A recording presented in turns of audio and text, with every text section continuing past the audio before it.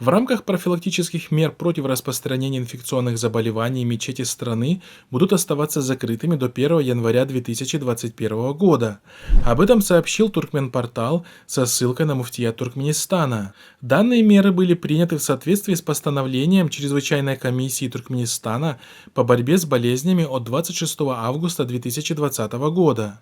Ранее Туркменпортал сообщил, что сам президент Туркменистана Гурбангулы Бердымухамедов подписал постановление о составе Чрезвычайной комиссии Туркменистана по борьбе с распространением болезней, которая будет заниматься профилактикой распространения инфекций по всей стране. Напомним, что на основании приказа муфтията Туркменистана и согласно плану обеспечения готовности Туркменистана к противодействию пандемии коронавируса и принятию мер быстрого реагирования, все мечети в Туркменистане закрылись с 13 июля по 31 июля, а после этого данные меры продлили и до 1 декабря. Между тем, все остальные учреждения в стране, рынки, институты, школы и так далее работают в обычном режиме. Примечательно также и то, что по сей день туркменские власти так и не признали факт наличия инфицированных коронавирусом в стране.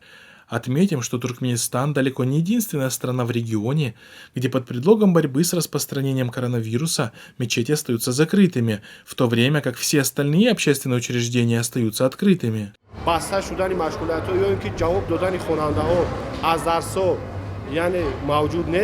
Так, например, в Таджикистане все учреждения, включая школы, вузы и рынки, функционируют в обычном режиме, в то время как мечети по всей стране остаются закрытыми.